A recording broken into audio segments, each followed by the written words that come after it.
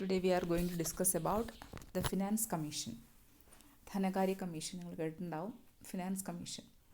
So this Finance Commission has been established or has started functioning in the country as per the Article 281 of Indian Constitution.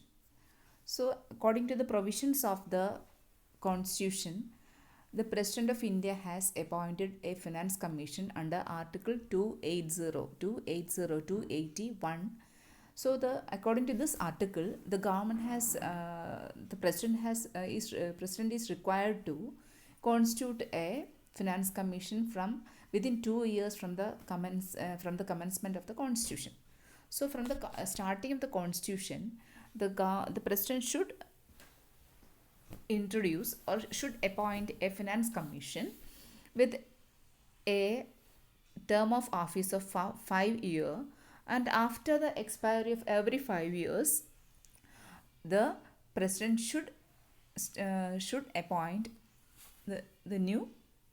appoint another new commission. So as per this Article 280 of the Constitution, the President is required to appoint a Finance Commission.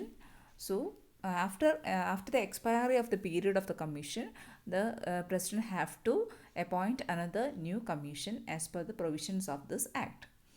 So there are so many responsibilities as well as duties for the Finance Commission. So they have to make so many recommendations, required recommendations to the President of India. So there will be chairman as well as 4 members which are appointed by the President of the country. In a finance commission, there may be a chairman will be there, and there will be 4 members, and these persons are appointed by the President of the country. So the Finance Commission was established under Article 281 of the Indian Constitution. So the President is to appoint the Finance Commission, and every 5th year it has to appoint another new commission.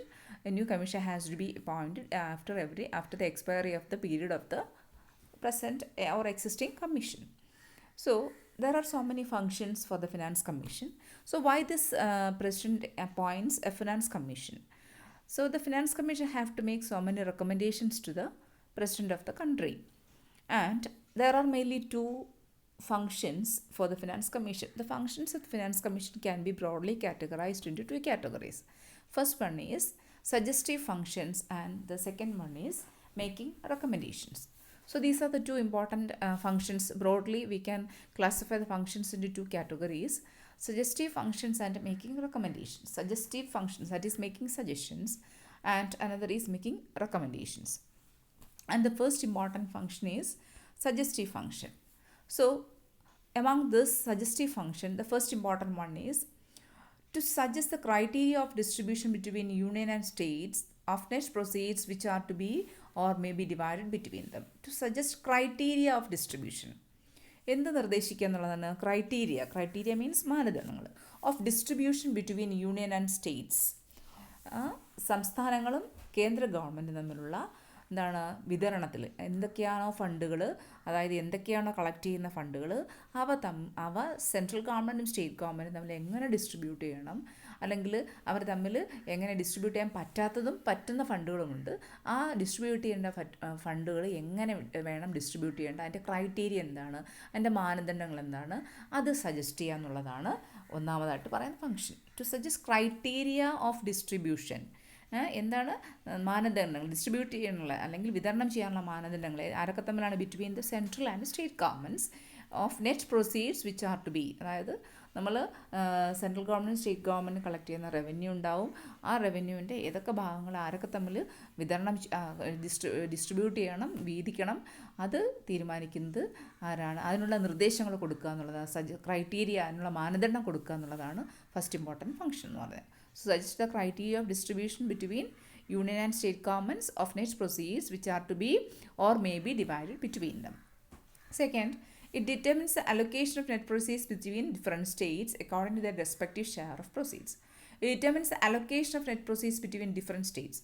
ഇപ്പോൾ central ഗവൺമെൻറ്റും state governments തമ്മിൽ എത്രത്തോളം funds എത്രത്തോളം distribute ചെയ്യണം, എങ്ങനെ distribute ചെയ്യണം എന്നുള്ള കാര്യം തീരുമാനിക്കുന്നു. അതോടൊപ്പം തന്നെ it determines allocation of net proceeds between different states. മാത്രമല്ല ഇങ്ങനെയുള്ള ഫണ്ടുകൾ സ്റ്റേറ്റ്സിൻ്റെ ഇടയിൽ എങ്ങനെ അലൊക്കേറ്റ് ചെയ്യണം according to their respective share of proceeds. ഓരോ സ്റ്റേറ്റ്സിൻ്റെയും ഷെയർ അനുസരിച്ച് ഈ സ്റ്റേറ്റുകളുടെ ഇടയിൽ എങ്ങനെ ഡിസ്ട്രിബ്യൂട്ട് ചെയ്യണം എന്നുള്ള കാര്യം അതിനുള്ള നിർദ്ദേശങ്ങൾ കൊടുക്കുന്നതും ആരാണ്? ഫിനാൻസ് കമ്മീഷനാണ്. So it determines allocation of net proceeds between different states. സംസ്ഥാനങ്ങളുടെ ഇടയിൽ എങ്ങനെയാണ് പ്രൊസീഡ്സ് അല്ലെങ്കിൽ റവന്യൂ പ്രൊസീഡ്സ് ഒക്കെ വിതരണം ചെയ്യേണ്ടത് according to the respective share of proceeds. ഓരോരുത്തരുടെയും ഷെയർ അനുസരിച്ച് എങ്ങനെയാണ് വിതരണം ചെയ്യേണ്ടതെന്നുള്ളതിനെ കുറിച്ച് തീരുമാനിക്കുന്നത്, നിർദ്ദേശം കൊടുക്കുന്നത് ഫിനാൻസ് കമ്മീഷനാണ്. Third, any modification or continuance of the term of any agreement entered into by the union government with the government of any state in part B of the first schedule under clause 5 of article 178 of article 306.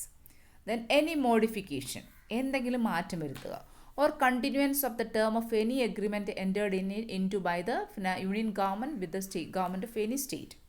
അതായത് ഏതെങ്കിലും ഒരു state ഗവൺമെൻറ്റും ഒരു union ഗവൺമെൻറ്റും തമ്മിൽ എന്തെങ്കിലും agreement ഉണ്ടാവും. അതായത് അവർ തമ്മിലുള്ള എഗ്രിമെൻറ്റിൽ എന്തെങ്കിലും മോഡിഫിക്കേഷൻസ് വരുത്തണമെങ്കിൽ അല്ലെങ്കിൽ അത് അതേപോലെ കണ്ടിന്യൂ ചെയ്യണമെങ്കിൽ അത് എന്താണ്, അതായത് നമ്മുടെ ആർട്ടിക്കിൾ 306-ൻ്റെയും ആർട്ടിക്കിൾ 178-ൻ്റെയും എന്താണ് ഫസ്റ്റ് ഷെഡ്യൂളിലെ പാർട്ട് ബിയിലാണ് ഇത് പറഞ്ഞിരിക്കുന്നത്. അണ്ടർ ക്ലോസ് 5 ക്ലോസ് 5 എന്ന് പറയുന്ന ആ ഒരു ക്ലോസിലാണ് ആർട്ടിക്കിൾ 178-ൻ്റെയും ആർട്ടിക്കിൾ 306-ൻ്റെയും ഒന്നാമത്തെ ഷെഡ്യൂളിലെ ക്ലോസ് 5-ലാണ് പാർട്ട് ബിയിലുള്ള ഒന്നാമത്തെ ഷെഡ്യൂളിലുള്ള ക്ലോസ് 5-ലാണ് ഈ സ്റ്റേറ്റ് ഗവൺമെൻറ്റുകളും സെൻട്രൽ ഗവൺമെൻറ്റും തമ്മിലുള്ള എന്തെങ്കിലും എഗ്രിമെൻറ്റിനെ കുറിച്ച് അതിനുള്ള മാറ്റങ്ങൾ വരുന്നതിനെ കുറിച്ചൊക്കെ പറയുന്നത്. അപ്പോൾ അതിലുള്ള എന്തെങ്കിലും മോഡിഫിക്കേഷൻസ് വരുത്തണമോ അത് അങ്ങനെ തന്നെ കണ്ടിന്യൂ ചെയ്യണമോ എന്നൊക്കെ തീരുമാനിക്കുന്നത് ഫിനാൻസ് കമ്മീഷനാണ്. ഓക്കെ, ആരൊക്കെ തമ്മിലുള്ള എഗ്രിമെൻ്റാണ്? സെൻട്രൽ ഗവൺമെൻറ്റും സ്റ്റേറ്റ് ഗവൺമെൻറ്റും തമ്മിലുള്ള എന്താണ് എഗ്രിമെൻറ്റ്സ് പറയുന്നത് ആർട്ടിക്കിൾ 178-ൻ്റെയും ആർട്ടിക്കിൾ 306-ൻ്റെയും എന്താണ് പാർട്ട് ബിയിലുള്ള ഒന്നാമത്തെ ഷെഡ്യൂളിൻ്റെ ക്ലാസ് 5-ലാണ് പറയുന്നത്. ആ ടേംസ് ഓഫ് റെഫറൻസ് ഇവ തമ്മിലുള്ള എഗ്രിമെൻറ്റ്സ് ഇതിലെന്തെങ്കിലും മാറ്റം വരുത്തണമെങ്കിൽ അതിനെക്കുറിച്ച് റെക്കമെൻഡ് ചെയ്യുന്നത് ഫിനാൻസ് കമ്മീഷനാണ്. And the fourth one, the principle which should govern the grants in aid of the revenue of different states out of the consolidated fund of India. നമ്മൾ consolidated ഫണ്ടിനെ കുറിച്ചൊക്കെ discuss ചെയ്തിട്ടുണ്ട്. അപ്പോൾ consolidated ഫണ്ടിൽ നിന്ന് എന്താണ് ഓരോ സംസ്ഥാനങ്ങൾക്കും കിട്ടേണ്ട ഗ്രാൻസിന് എയ്ഡ് എത്രയാണ്, റവന്യൂവിൽ നിന്നുള്ള ഗ്രാൻസിന് എയ്ഡ് എത്രയാണ്, എത്ര ഗ്രാൻറ്റിന് എയ്ഡ് ഓരോ സംസ്ഥാനങ്ങൾ കൊടുക്കണം, അതിൻ്റെ പ്രിൻസിപ്പിൾസ് അതിൻ്റെ തത്വങ്ങൾ എന്തൊക്കെയാണ് അത് തീരുമാനിക്കുന്നതും ഫിനാൻസ് കമ്മീഷനാണ്. The principle which should govern the grants in aid of the revenue of different states out of the consolidated fund of India. ഇന്ത്യയുടെ കൺസോളിഡേറ്റഡ് ഫണ്ടിൽ നിന്ന് ഓരോ സംസ്ഥാനങ്ങൾക്കുള്ള ഗ്രാൻസ് ഇൻ എയ്ഡിൻ്റെ ഷെയർ എത്രയാണ് തീരുമാനിക്കുന്നത് ഫിനാൻസ് കമ്മീഷനാണ്. Then last one, any other matter referred to the commission by the president of India. പിന്നെന്താണ് ഇന്ത്യൻ പ്രസിഡൻറ്റ് പറയുന്ന ഏതൊരു മാറ്ററിനെ കുറിച്ചും റെക്കമെൻഡേഷൻസ് അല്ലെങ്കിൽ സജഷൻസ് കൊടുക്കുക എന്നുള്ളത് ആരുടെ ഡ്യൂട്ടിയാണ്? നമ്മുടെ ഫിനാൻസ് കമ്മീഷൻസിൻ്റെ ഡ്യൂട്ടിയാണ്. അപ്പോൾ first, to suggest a criteria of distribution between the central government and state governments, the net proceeds or that may be divided between these two layers of governments. Then it determines the allocation of net proceeds between different states. സ്റ്റേറ്റ്സിനിടയിൽ എങ്ങനെ distribute ചെയ്യണം അവരുടെ share അനുസരിച്ച്. Any modification or continuance of the term of agreement between ഏതാണ് central government and the state government. Then principle which should govern the distribution of grants in aid between among different states. സ്റ്റേറ്റ്സിനിടയിൽ എങ്ങനെ grants in aid distribute ചെയ്യണം എന്നുള്ളതിനെക്കുറിച്ച് any other matter referred to the commission by the president of India. Indian president പറയുന്ന ഏതൊരു മാറ്ററും അതുമൊക്കെ ഇതിൽ അതിനെക്കുറിച്ചൊക്കെ നിർദ്ദേശങ്ങൾ കൊടുക്കുക എന്നുള്ളത് ഫിനാൻസ് കമ്മീഷൻ്റെ ചുമതലയാണ്. അതാണ് സജസ്റ്റീവ് ഫങ്ഷൻസ് എന്നുകൊണ്ട് ഉദ്ദേശിക്കുന്നത്. Then the second important function is making recommendations പറയുക. എന്തൊക്കെ റെക്കമെൻഡേഷൻസ് ആണ് ഗവൺമെൻറ്റിനോട് ഫിനാൻസ് കമ്മീഷൻ പറയേണ്ടതെന്നുള്ളതാണ് നമ്മൾ നോക്കാൻ പോകുന്നത്. First, the percentage of net proceeds of the taxes which may be divide between centre and States. അതായത് സെൻട്രൽ ഗവൺമെൻറ് ആയാലും സ്റ്റേറ്റ് ഗവൺമെൻറ് ആയാലും collect ചെയ്യുന്ന ടാക്സിൻ്റെ എത്ര ശതമാനം സെൻട്രൽ ഗവൺമെൻറ്റും സ്റ്റേറ്റ് ഗവൺമെൻറ്റിനും ഇടയിൽ വീതം വയ്ക്കണം അതിനെക്കുറിച്ചുള്ള റെക്കമെൻഡേഷൻസ് കൊടുക്കുന്നത് ഫിനാൻസ് കമ്മീഷനാണ്. ദ പെർസെൻറ്റേജ് എത്ര ശതമാനം വേണം of net proceeds of the taxes which may be divide between centre and the States. Central ഗവൺമെൻറ്റും സ്റ്റേറ്റ് ഗവൺമെൻറ്റും തമ്മിലുള്ള എത്ര ടാക്സ് പ്രൊസീഡ്സിൻ്റെ എത്ര ശതമാനം ഡിസ്ട്രിബ്യൂട്ട് ചെയ്യണമെന്ന് തീരുമാനിക്കുന്നത്, അതിനുള്ള റെക്കമെൻഡേഷൻസ് കൊടുക്കുന്നത് ഫിനാൻസ് കമ്മീഷനാണ്. Then the allocation of shares of the proceeds of such taxes in percentages between states. പിന്നെ സംസ്ഥാനങ്ങളുടെ ഇടയിൽ എങ്ങനെയാണ് ഈ ടാക്സ് എങ്ങനെയാണ് വിതരണം ചെയ്യേണ്ടത്. ഇപ്പോൾ സെൻട്രൽ ഗവൺമെൻറ് സംസ്ഥാനങ്ങളിൽ തമ്മിൽ എങ്ങനെ വിതരണം ചെയ്യണം, അതുപോലെ ഈ പ്രൊസീഡ്സിൻ്റെ ടാക്സ് വരുമാനത്തിൻ്റെ നിന്ന് കിട്ടുന്ന വരുമാനം എങ്ങനെ ശതമാനമായി സംസ്ഥാനങ്ങളുടെ ഇടയിൽ വിതരണം ചെയ്യണം അത് തീരുമാനിക്കുന്നതും അതിൻ്റെ റെക്കമെൻഡേഷൻസ് കൊടുക്കുക എന്നുള്ളതും ആരുടെ ചുമതലയാണ്? ഫിനാൻസ് കമ്മീഷൻ്റെ ചുമതലയാണ്. Then to determine the principle to govern the grants in aid of the revenue out of the consolidated fund of government of India between states. മാത്രമല്ല എന്താണ് നമ്മുടെ കൺസോളിഡേറ്റഡ് ഫണ്ടിലുള്ള റവന്യൂവിൻ്റെ അല്ലെങ്കിൽ ഗ്രാൻസ് ഇൻ എയ്ഡ് കൺസോളിഡേറ്റഡ് ഫണ്ടിൽ നിന്ന് ഓരോ സംസ്ഥാനങ്ങളുടെ ഇടയിലും ഗ്രാൻസ് ഇൻ എയ്ഡ് എത്രത്തോളം കൊടുക്കണം എന്ന് തീരുമാനിക്കുന്നതിനുള്ള റെക്കമെൻഡേഷൻസ് കൊടുക്കുക. To determine the principle to govern the grants in aid of the consolidated fund out of the consolidated fund between the different സ്റ്റേറ്റ്സിനിടയിൽ എങ്ങനെ കൺസോളിഡേറ്റഡ് ഫണ്ടിൽ നിന്ന് ഗ്രാൻസിന് വിതരണം ചെയ്യണം എന്നുള്ള റെക്കമെൻഡേഷൻസ് പറയുന്നത് ഫിനാൻസ് കമ്മീഷനാണ്. Then the modification of continuance of the term of agreement regarding the levy of international customs and duties with part B states. മാത്രമല്ല നിലവിൽ international customs duty, international customs തീരുവകളുണ്ടാവും, ഇൻ്റർനാഷണൽ ഡ്യൂട്ടീസ് ഉണ്ടാവും. ഇതൊക്കെയെന്ന് പറയുന്നത് ഈ സംസ്ഥാനങ്ങളുടെ ഇടയിൽ, അതായത് പാർട്ട് ബിയിൽ വരുന്ന സംസ്ഥാനങ്ങളുടെ ഇടയിൽ എങ്ങനെയാണ് അവർക്ക് അവരുടെ മുകളിൽ ചുമത്തേണ്ടത്. The modification of continuance of the term of agreement regarding the levy of international customs and duties with the Part B states. Part B statesന് ഇൻ്റർനാഷണൽ കസ്റ്റംസ് ഡ്യൂട്ടി, അന്താരാഷ്ട്ര കസ്റ്റംസ് തീരുവകളും എങ്ങനെ അവരുടെ മുകളിൽ എത്രത്തോളം ചുമത്തണം എന്നുള്ളത് തീരുമാനിക്കുന്നത്. Then grants in aid in tribal ഏരിയാസിന് എത്രത്തോളം ഗ്രാൻസ് ഇൻ എയ്ഡ് കൊടുക്കണം. Special grants for any particular states, പ്രത്യേകിച്ച് ഏതെങ്കിലും സംസ്ഥാനങ്ങൾ സ്പെഷ്യൽ ഗ്രാൻറ്റുകൾ കൊടുക്കണമെങ്കിൽ ഇതൊക്കെ തീരുമാനിക്കാനുള്ള റെക്കമെൻഡേഷൻസ് കൊടുക്കുന്നത് ആരാണ്? Finance commission. Finance commission recommendation അനുസരിച്ചാണ് ഗവൺമെൻറ് അത് ചെയ്യുന്നത്. The percentage of net proceeds of the taxes which may be divided between central and state governments. Central government state government തമ്മിലുള്ള ടാക്സ് പ്രൊസീഡ്സ് എങ്ങനെ വിതരണം ചെയ്യണം. പിന്നെ അത് allocation of share of proceeds of such taxes in percentage between different states. സംസ്ഥാനങ്ങളുടെ ഇടയിൽ ഈ ടാക്സിൻ്റെ proceeds അല്ലെങ്കിൽ അതിൽ നിന്ന് കിട്ടുന്ന വരുമാനം എങ്ങനെ വിതരണം ചെയ്യണം. To determine the principle to govern the grants in aid of the revenue out of the consolidated fund of government of India between states. സംസ്ഥാനങ്ങളുടെ ഇടയിൽ ഗവൺമെൻറ് കൺസോളിഡേറ്റഡ് ഫണ്ടിൽ നിന്ന് കിട്ടുന്ന അതിൽ നിന്നുള്ള റവന്യൂ എങ്ങനെ വിതരണം ചെയ്യണം. അതുപോലെ modification of continuous of the term of agreement regarding the levy of international customs and duties with part B states. മാത്രമല്ല പാർട്ട് ബി സ്റ്റേറ്റുകളുമായി ബന്ധപ്പെട്ട് അവരുടെ മുകളിൽ അവർക്കുള്ള ഇൻ്റർനാഷണൽ കസ്റ്റംസ് ഡ്യൂട്ടി അതെങ്ങനെ തുടരണം, അതെങ്ങനെ കണ്ടിന്യൂ ചെയ്യണം, അതിൻ്റെ എഗ്രിമെൻറ്റ് എന്താണ്, അത് തീരുമാനിക്കുന്നതിനെക്കുറിച്ചുള്ള നിർദ്ദേശങ്ങൾ റെക്കമെൻഡേഷൻസ് കൊടുക്കുന്നത് ഫിനാൻസ് കമ്മീഷനാണ്. അടുത്തായിട്ട് പറയാൻ ട്രൈബൽ ഏരിയാസിൽ ഗ്രാൻസിന് എയ്ഡ് കൊടുക്കണമെന്നുള്ള കാര്യം തീരുമാനിക്കുന്നത്. അതുപോലെ തന്നെ സ്പെഷ്യൽ ഗ്രാൻസിന് aid for any particular state, പ്രത്യേക സംസ്ഥാനങ്ങൾക്ക് എന്തെങ്കിലും ഗ്രാൻസിന് എയ്ഡ് കൊടുക്കണമോ ഇതൊക്കെ തീരുമാനിക്കാനുള്ള നിർദ്ദേശങ്ങൾ കൊടുക്കുക എന്നുള്ളത് നമ്മുടെ ഫിനാൻസ് കമ്മീഷൻ്റെ പ്രധാനപ്പെട്ട റെക്കമെൻഡേഷൻസ് ആണ്. നമ്മളിനി ഇതുവരെയുള്ള എത്ര ഫിനാൻസ് കമ്മീഷൻസ് ഉണ്ട് അതിനെക്കുറിച്ചാണ് നമ്മൾ പറയുന്നത്. ഇതുവരെ നമ്മൾ 15 ഫിനാൻസ് കമ്മീഷൻസാണ് ഇതുവരെ നിലവിൽ വന്നിട്ടുള്ളത്. 15th ഫിനാൻസ് കമ്മീഷനാണ് പ്രസൻറ്റ് ഫിനാൻസ് കമ്മീഷൻ. അപ്പോൾ ഇതിൽ this is the first one has come into existence in November 1951.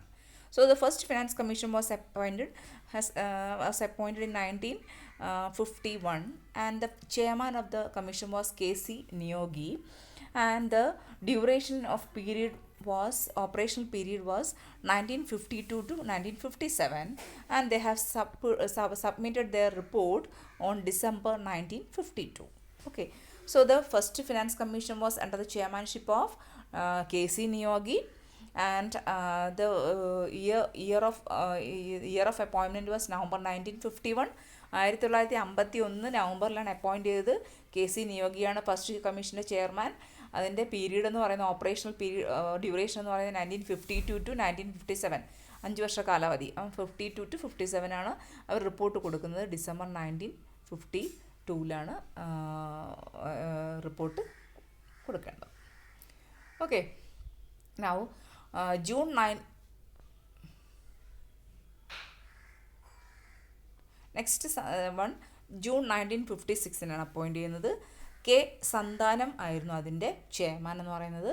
അദ്ദേഹത്തിൻ്റെ പീരീഡ് എന്ന് പറയുന്നത്, ആ കമ്മീഷൻ്റെ പീരീഡ് എന്ന് പറയുന്നത് ഡിസംബർ 1957 to 1962, 57-62 കാലഘട്ടം. സെപ്റ്റംബർ 1957 അവർ ഒരു റിപ്പോർട്ട് സമർപ്പിക്കണം. ദെൻ അടുത്തത് ഡിസംബർ 1960 അടുത്ത കമ്മീഷൻ വരുന്നു. എ കെ ചന്ദാണ് അതിൻ്റെ ചെയർമാൻ എന്ന് പറയുന്നത്. 1962 to 1966 ആണ് അദ്ദേഹത്തിൻ്റെ കാലഘട്ടം, പീരീഡ് ആ കമ്മീഷൻ്റെ കാലഘട്ടം എന്ന് പറയുന്നത്. ഡിസംബർ 1961 റിപ്പോർട്ട് കൊടുക്കണം. പിന്നെ മെയ് 1964 അടുത്ത വരുന്നത് പി വി രാജമണ്ണാർ എന്ന് പറയുന്ന അദ്ദേഹമാണ് അതിൻ്റെ ചെയർമാൻ എന്ന് പറയുന്നത്. അത് 4ാം ഫിനാൻസ് കമ്മീഷനാണ്. 1966-69 ആയിരുന്നു അതിൻ്റെ പീരീഡ് കൊടുത്തത്. ആഗസ്റ്റ് 1965 റിപ്പോർട്ട് കൊടുക്കണം എന്ന് പറഞ്ഞു. അടുത്ത അഞ്ചാമത്തത് ഫെബ്രുവരി 1968 അത് മഹാവീർ ത്യാഗിയായിരുന്നു അതിൻ്റെ ചെയർമാൻ എന്ന് പറയുന്നത്. 1969-74 അതിൻ്റെ കാലഘട്ടം എന്ന് പറയുന്നത്. ജൂലൈ 1969 റിപ്പോർട്ട് സബ്മിഷൻ പറയുന്നത്. ജൂൺ 1972 അടുത്തത് വരുന്നത് 6th ഫിനാൻസ് കമ്മീഷൻ. ബ്രഹ്മാനന്ദ റെഡ്ഡിയാണ് അതിൻ്റെ ചെയർമാൻ എന്ന് പറയുന്നത്. 1974-79 ആയിരുന്നു അതിൻ്റെ കാലാവധി. ഡിസംബർ 1973 അവരുടെ റിപ്പോർട്ട് സബ്മിഷൻ പറഞ്ഞത്. അടുത്തതായിട്ട് ജൂൺ 1977 അടുത്ത കമ്മീഷൻ, 7ാം കമ്മീഷൻ വരുന്നത്. JM ഷേലാത്ത് ആണ് അതിൻ്റെ ചെയർമാൻ എന്ന് പറയുന്നത്. 1979-84 അതിൻ്റെ കാലാവധി എന്ന് പറഞ്ഞത്. October 1978 report submission. അടുത്തതായിട്ട് 8ാം ഫിനാൻസ് കമ്മീഷൻ എന്ന് പറയുന്നത് ജൂൺ 1982 വരുന്നത്. YB ചവാനാണ് അതിൻ്റെ ചെയർമാൻ എന്ന് പറയുന്നത്. 1984-89 കാലാവധി. November 1983 report. June 1987 NKP Salve 1989-95 അദ്ദേഹത്തിൻ്റെ കാലാവധി. ചെയർമാൻ എന്ന് പറയുന്നത് NKP സാൽവ് ആണ്. March 1990 report submission. Then June 1992 10th finance commission. KC പന്താണ് അതിൻ്റെ ചെയർമാൻ എന്ന് പറയുന്നത്. 1995-2000 അതിൻ്റെ period. November 1994 report. Then July 1998 professor AM Khusrau.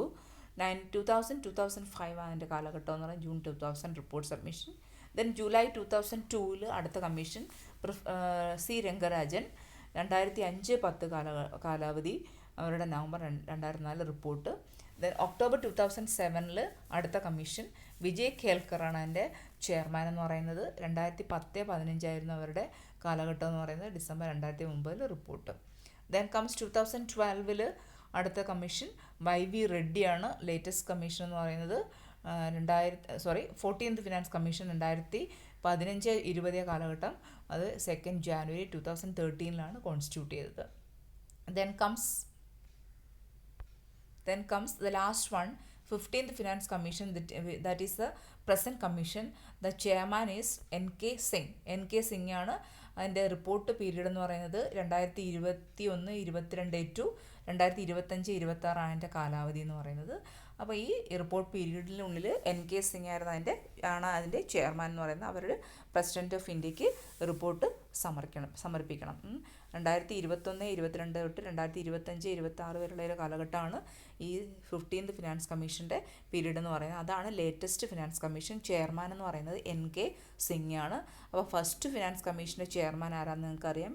KC നിയോഗിയാണ് first finance കമ്മീഷൻ്റെ ചെയർമാൻ. ഇപ്പോൾ പ്രസൻറ്റ് ഫിനാൻസ് കമ്മീഷൻ എന്ന് പറയുന്നത് NK സിംഗ് ആണ്. തൊട്ട് മുന്നത്തെ ഫിനാൻസ് കമ്മീഷൻ ചെയർമാൻ എന്ന് പറയുന്നത് SYV റെഡ്ഡി. ഇത്രയാണ് നമ്മൾ പ്രധാനമായിട്ടൊന്ന് ശ്രദ്ധിച്ചിരിക്കേണ്ടത്. Okay, so the 15th Finance Commission was led by Chairman NK Singh and submitted report for 2021-22 to 2025-26. 2021-22 തൊട്ട് 2025-26 വരെയുള്ള കാലഘട്ടത്തിലേക്ക് പ്രസിഡന്റിന് അവർ റിപ്പോർട്ട് സമർപ്പിച്ചു. So as per the terms of references, the commission was mandated to give its recommendations for 5 years from 2021-22 to 2025-26 by October 2020. അതായത് കമ്മീഷൻ്റെ നിർദ്ദേശങ്ങൾക്കനുസരിച്ച്, commission കൊടുത്തേക്കുന്ന നിർദ്ദേശം അനുസരിച്ച് commission എന്ന് പറയുന്നത് അതിൻ്റെ റെക്കമെൻഡേഷൻസ് 5 വർഷത്തേക്കുള്ള റെക്കമെൻഡേഷൻസാണ് കൊടുക്കേണ്ടത്. അതെന്ന് വെച്ചാൽ 2021-22 കാലഘട്ടം തൊട്ട് 2025-26 കാലഘട്ടം വരെയുള്ള 5 വർഷത്തേക്കാണ് റിപ്പോർട്ട് കൊടുക്കേണ്ടത്. ആ റിപ്പോർട്ട് കൊടുക്കേണ്ടത് ഒക്ടോബർ 2020 റിപ്പോർട്ട് സമർപ്പിച്ചിരിക്കണം. So The commission had submitted its report containing the recommendations for the year 2020-21. അങ്ങനെ 2020-21 വർഷത്തേക്കുള്ള കമ്മീഷൻ്റെ റെക്കമെൻഡേഷൻസ് അനുസരിച്ചുള്ള നിർദ്ദേശങ്ങൾ അനുസരിച്ച് അടങ്ങിയിട്ടുള്ള റിപ്പോർട്ട് കമ്മീഷൻ കൈമാറി.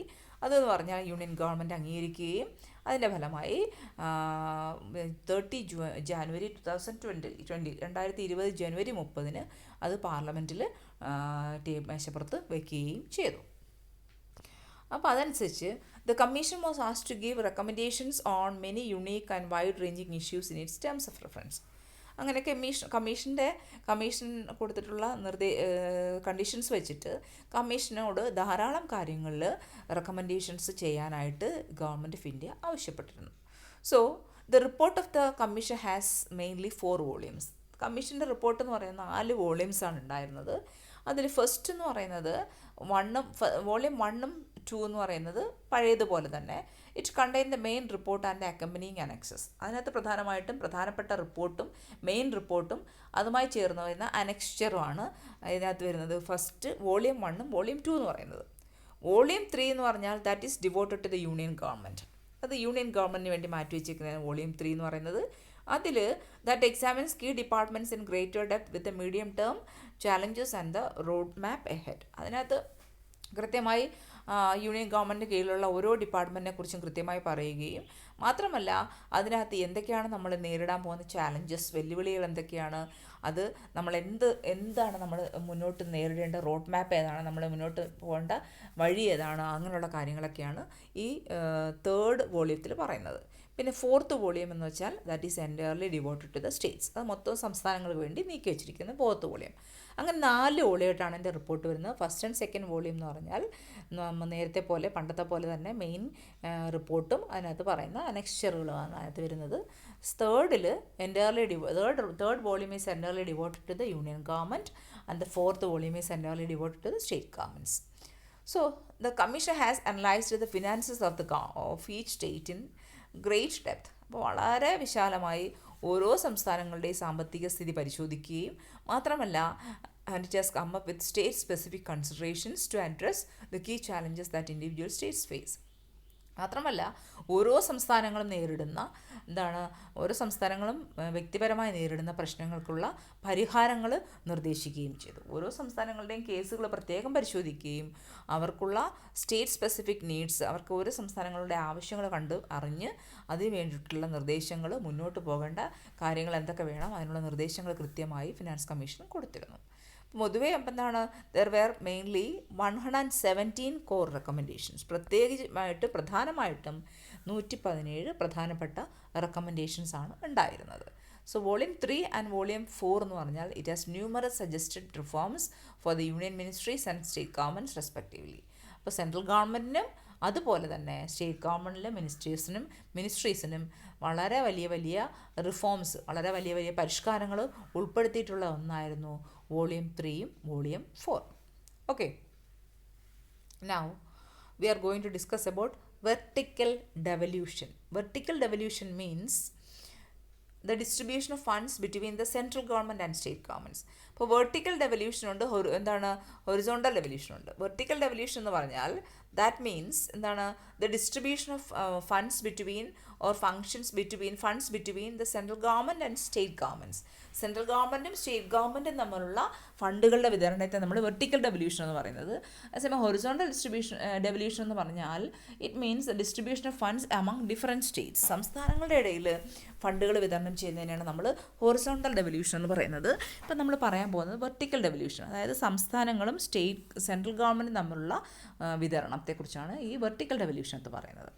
So for maintaining predictability and stability of resources, especially during the pandemic, the 15th Finance Commission has recommended maintaining a vertical devolution of at 41%, the same as in the report for 2020-21. അപ്പോൾ 2020-21 റിപ്പോർട്ടിൽ പ്രകാരം finance commission 15th finance commission എന്ത് പറഞ്ഞു? ഒരു vertical devolution എന്ന് പറഞ്ഞാൽ 41% ആയിട്ട്, അതായത് സംസ്ഥാനങ്ങളും സെൻട്രൽ ഗവൺമെൻറ്റും സ്റ്റേറ്റ് ഗവൺമെൻറ്റും തമ്മിലുള്ള വിതരണം 41% എന്നുള്ള രീതിയിൽ നിൽക്കാൻ പറഞ്ഞു. അപ്പം 41 എന്ന് പറഞ്ഞാൽ നേരത്തെ ഉണ്ടായിരുന്ന 14th ഫിനാൻസ് കമ്മീഷൻ എന്ന് പറയുന്നത് 42% പറഞ്ഞിരുന്നത്. അപ്പോൾ ഇവിടെ ഒരു 1% അഡ്ജസ്റ്റ്മെൻറ്റ് പറഞ്ഞു. അതായത് ഈ സമയത്ത് നമ്മുടെ ജമ്മു ആൻഡ് കാശ്മീർ എന്ന് പറയുന്ന സംസ്ഥാനം നമുക്കറിയാം, അതൊരു പുതിയ യൂണിയൻ ടെറിട്ടറി ആക്കി മാറ്റി. ലഡാക്കും അതുപോലെ തന്നെ എന്താണ് ജമ്മു ആൻഡ് കാശ്മീർ എന്ന് പറയുന്ന യൂണിയൻ ടെറിട്ടറീസ് ആക്കി മാറ്റി കഴിഞ്ഞു. അപ്പോൾ അതിൻ്റെ ആ ഒരു വ്യത്യാസം കൊണ്ട് നേരത്തെ ഉണ്ടായിരുന്ന 42% എന്ന് പറയുന്ന ഡിസ്ട്രിബ്യൂഷൻ്റെ ഒരു അടിസ്ഥാനം പുതിയ ഫിനാൻസ് കമ്മീഷൻ അത് 41% കാരണം എന്തുകൊണ്ടാണ്? Because of the changed status of Jammu and Kashmir into new union territories of Ladakh and Jammu and Kashmir. നേരത്തെ ഉണ്ടായിരുന്ന എന്താണ് ജമ്മു ആൻഡ് കാശ്മീർ എന്ന സംസ്ഥാനം ഇപ്പോൾ എന്തായി മാറി? ജമ്മു ആൻഡ് കാശ്മീർ എന്നും ലഡാക്ക് എന്നും പറയുന്ന 2 യൂണിയൻ ടെറിട്ടറീസുമായി മാറി. അതുകൊണ്ട് സംസ്ഥാനങ്ങൾക്കും കേന്ദ്ര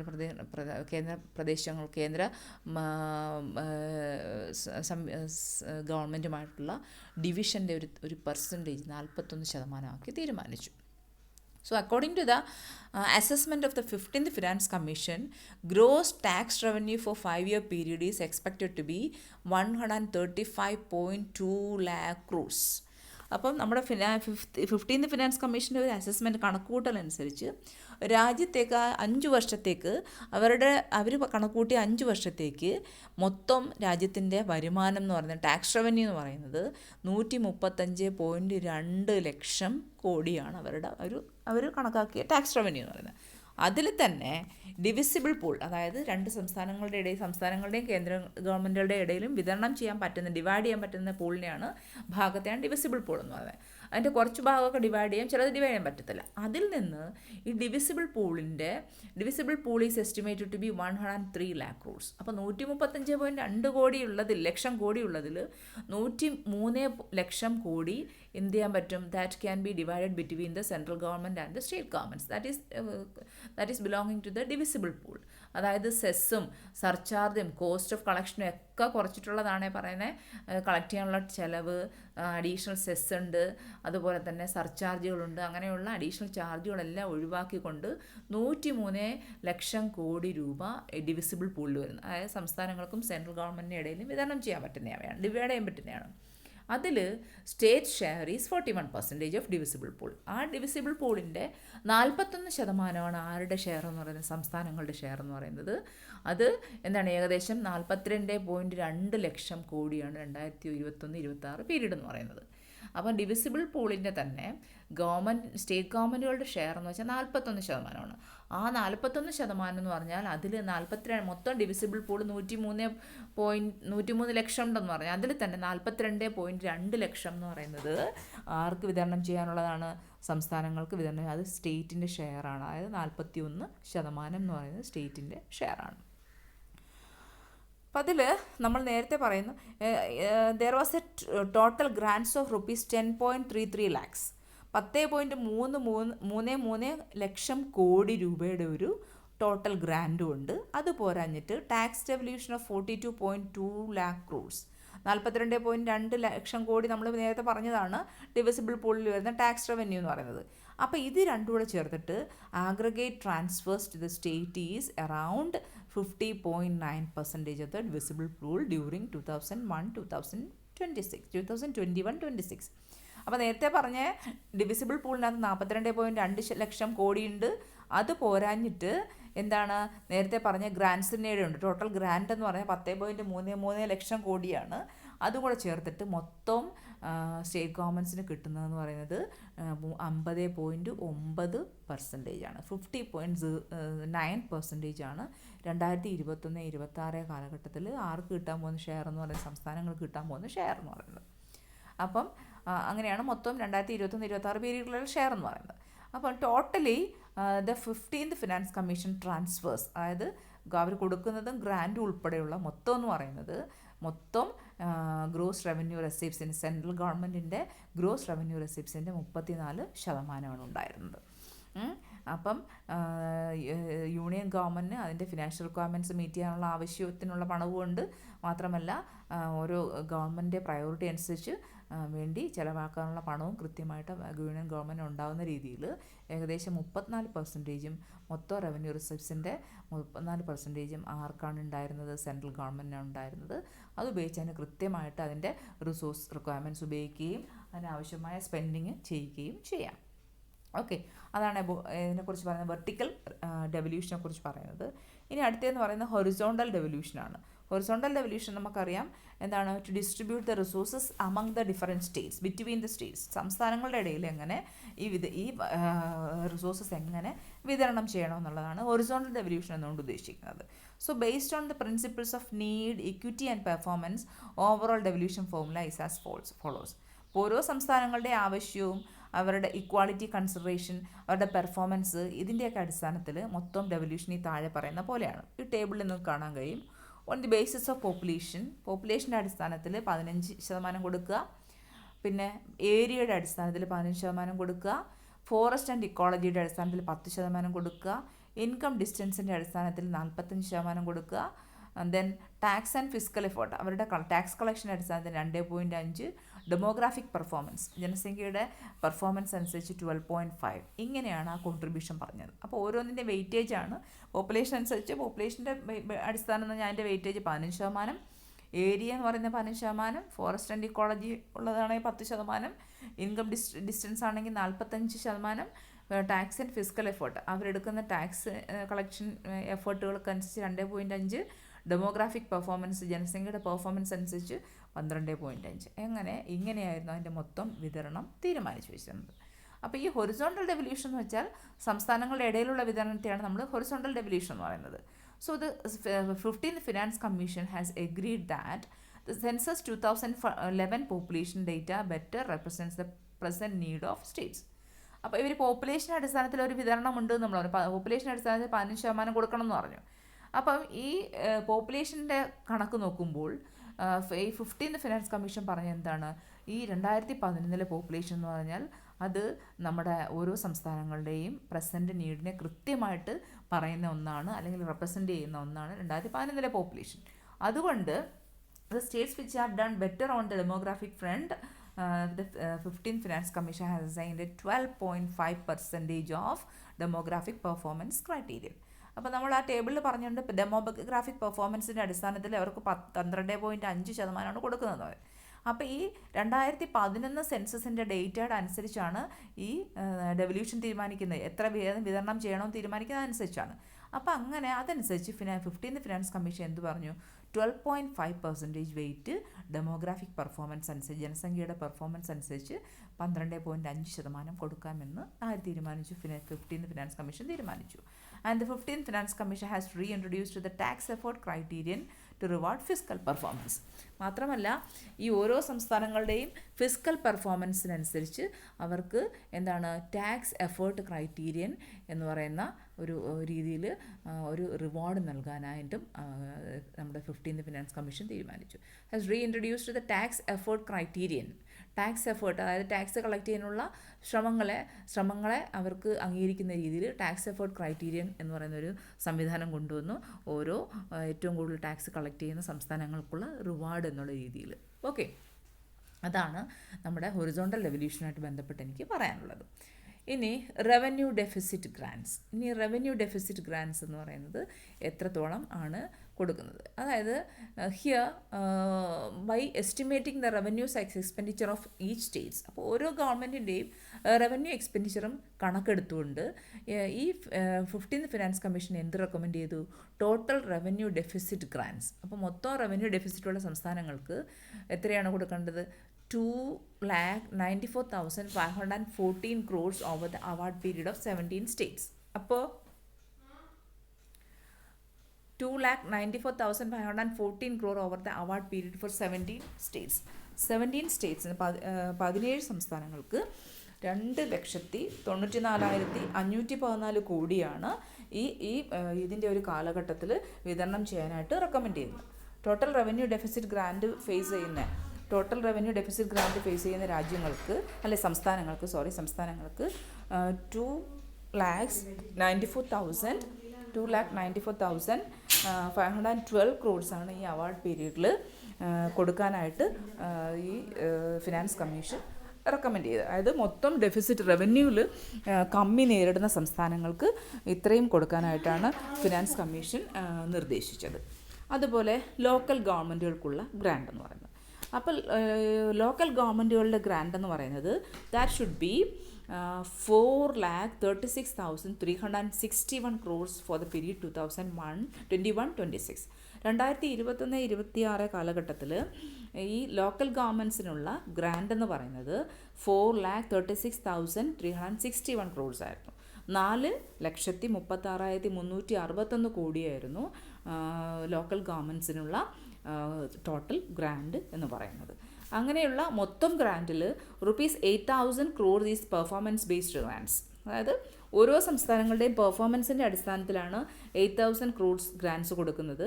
അതായത് for incubation of new cities, പുതിയ സിറ്റീസ് ഉണ്ടാക്കിയെടുക്കുന്നതിന്. And for ₹450 crores is for shared municipal services. Municipal സേവനങ്ങൾക്ക് വേണ്ടി 450 കോടി ഓരോ സംസ്ഥാനങ്ങൾക്ക് വിതരണം ചെയ്യാനായിട്ട് നീക്കി വെച്ചിട്ടുണ്ടായിരുന്നു. അങ്ങനെ മൊത്തം റൂറൽ ലോക്കൽ ബോഡീസിന് വേണ്ടി, അതായത് ഗ്രാമീണ ലോക്കൽ ഭരണ നിർവഹണ സമിതിക്ക് വേണ്ടി a sum of ₹2,36,805 crores was earmarked. 2,36,805 കോടി രൂപയാണ് റൂറൽ ലോക്കൽ ബോഡീസിനായിട്ട് നീക്കി വെച്ചത്. മാത്രമല്ല അർബൻ ലോക്കൽ ബോഡീസിന് വേണ്ടി 1,21,055 crores വാസ് earmarked. 1,21,055 കോടി രൂപയാണ് അർബൻ ലോക്കൽ ബോഡീസിന് വേണ്ടി നീക്കിവെച്ചത്. അതുപോലെ തന്നെ 70,051 crores for health grants through local governments. Local ഗവൺമെൻറ്റുകളിലൂടെയുള്ള ഹെൽത്ത് ഗ്രാൻറ്റുകൾക്ക് വേണ്ടി 70,051 കോടി രൂപയും നീക്കി വെച്ചിട്ടുണ്ടായിരുന്നു. അങ്ങനെ അർബൻ ലോക്കൽ ബോഡീസിന് വേണ്ടി ഇത്രയും നീക്കി വെച്ചു, റൂറൽ ലോക്കൽ ബോഡീസിന് വേണ്ടി നീക്കി വെച്ചു. അതുപോലെ ഹെൽത്ത് ഗ്രാൻറ്റുകൾക്ക്, ഈ ലോക്കൽ ഗവൺമെൻറ്റുകളിലൂടെയുള്ള ഹെൽത്ത് ഗ്രാൻറ്റുകൾക്ക് വേണ്ടി പണം നീക്കി വെച്ചിരുന്നു.